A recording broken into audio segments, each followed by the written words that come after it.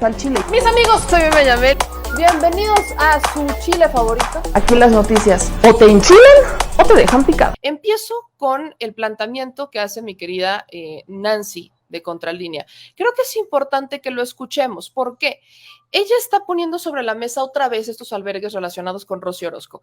¿Quién es Rosy Orozco? Rosy Orozco es la titular o representante, como le quieran llamar, de una asociación civil, bueno, es una activista, ¿no? Es una activista social que desde el 90, ¿no? Dice, viene defendiendo los derechos humanos a través de varias asociaciones.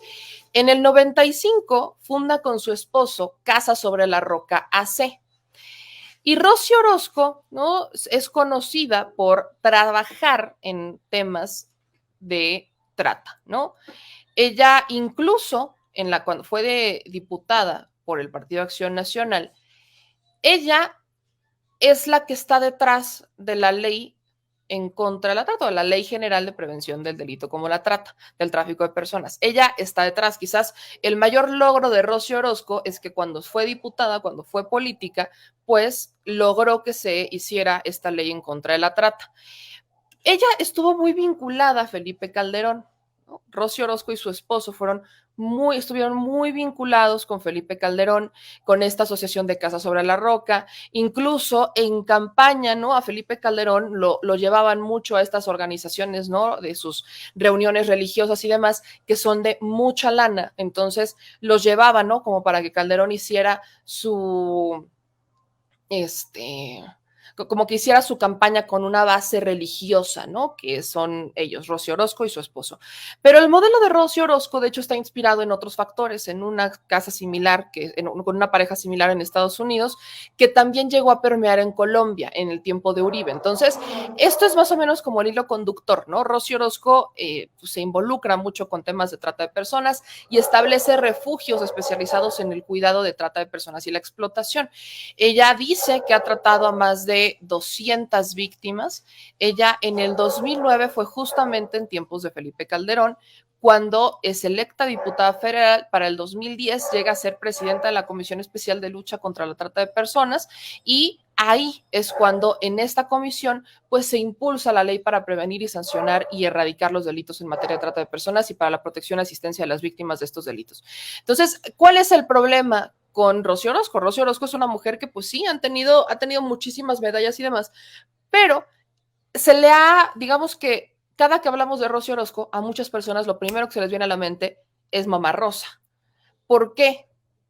Porque estamos hablando de albergues privados que fueron muy apoyados por los gobiernos, ¿no? El caso de Mamá Rosa, el albergue Mamá Rosa en Michoacán fue financiado, fue apoyado por Felipe Calderón, por Vicente Fox y por las respectivas esposas. Leonel Godoy incluso le daba una medalla, ¿no? Reconocen el trabajo de Mamá Rosa en ese momento. Entonces, Mamá Rosa era muy conocida por el tema de los niños y después nos dimos cuenta que los tenían en estado de hacinación, todo el dinero que le llegaba, porque no eran 3 pesos, eran millones de pesos, quién sabe en qué se los gastaba, pero los niños que estaban ahí terminaban explotando a otros niños. Y en el caso de Rosy Orozco ocurre algo similar, en donde Rosy Orozco quizás no los tiene en un estado de hacinamiento, no los tiene en malas condiciones, pero se han dado violaciones y se han dado abusos dentro de los albergues y Rosy Orozco como que no se ha querido hacer responsable del tema. Se han presentado las denuncias correspondientes, pero parece que no quieren tocarla, ¿no? Como que pareciera que no quieren hacer nada las autoridades. Sí hay carpetas de investigación y demás, pero no están completas.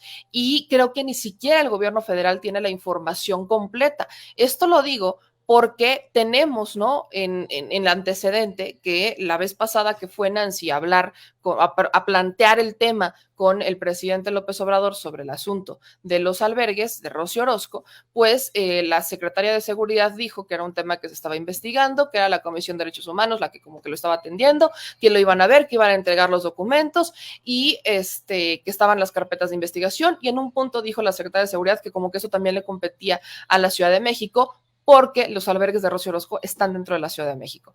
Entonces, aquí llega de nuevo Nancy Flores y le plantea al presidente que parece que hay una confusión con el tema porque no es del todo cierto que le competa a la Ciudad de México. Vamos a escuchar el planteamiento que hace Nancy Flores de Contralínea. personas en situación de calle o adultos mayores, no importa, están regulados por la Secretaría de Gobernación, porque se trata en este caso de albergues que están operados por la sociedad civil, pero el Estado tiene una responsabilidad sobre estas personas en situación vulnerable. Y ella nos explicaba precisamente esto, que no pueden abrir ellos ninguna investigación ni hacer justicia sobre este caso porque es un tema de fuero federal, al tratarse además del delito de trata de personas. Entonces, presidente, bueno, aquí la secretaria de Seguridad Pública, cuando le consultamos qué iba a pasar con este caso y si no iba a quedar impune, ella nos decía que existían estas carpetas de investigación tanto en el Estado de México como en la Ciudad de México. Se confirma que en la Ciudad de México no hay nada y en el Estado de México sí hay una carpeta de investigación porque pues ahí acudieron las propias personas del refugio.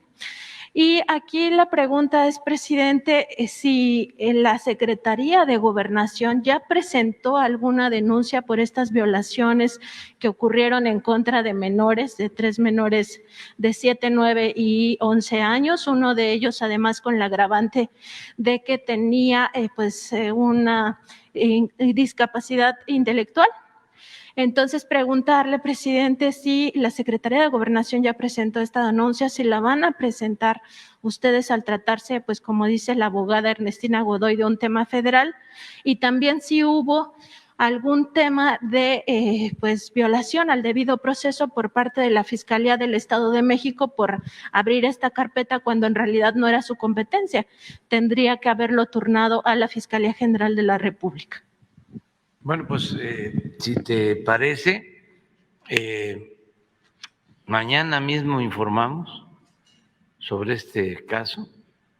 Hoy voy a pedirle al secretario de Gobernación, al subsecretario, a la secretaria de Seguridad Pública, que presenten un informe sobre el estado que guarda esta investigación, en qué instancia está, aunque independientemente de a quién corresponde, lo que hay que hacer es justicia y que no haya impunidad.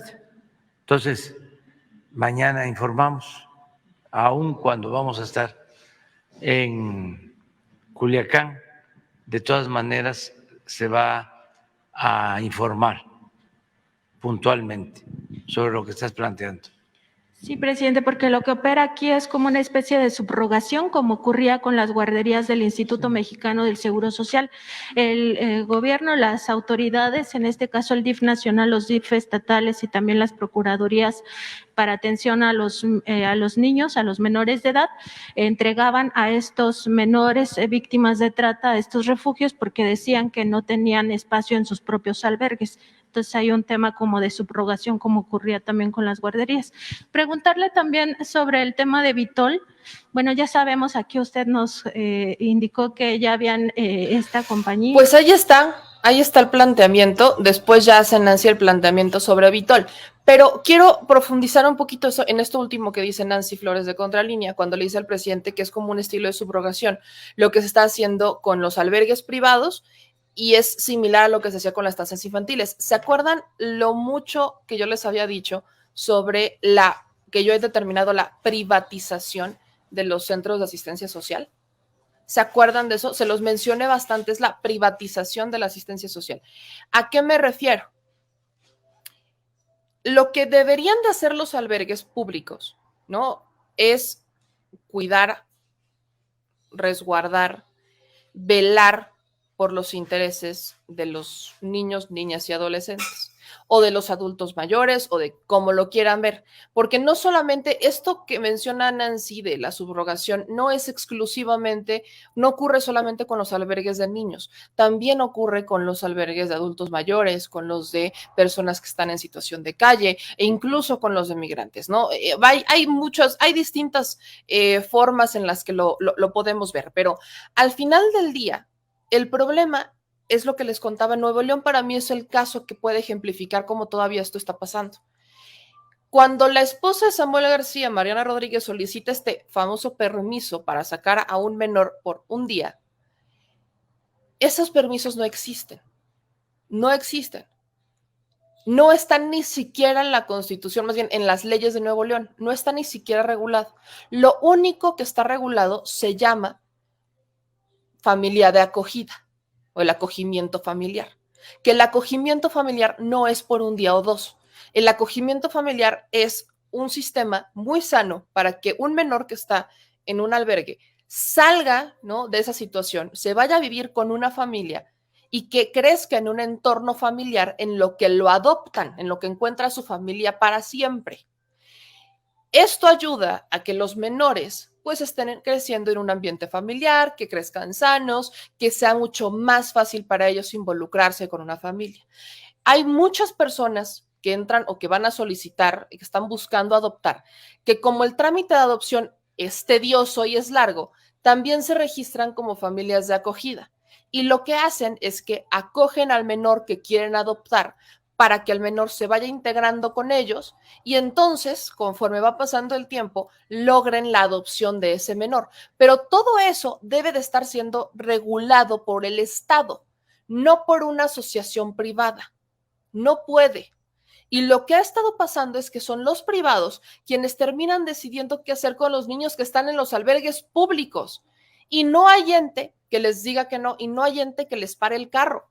Siguen y siguen y siguen y siguen y siguen. Y es la privatización del sector, porque el Estado les da dinero.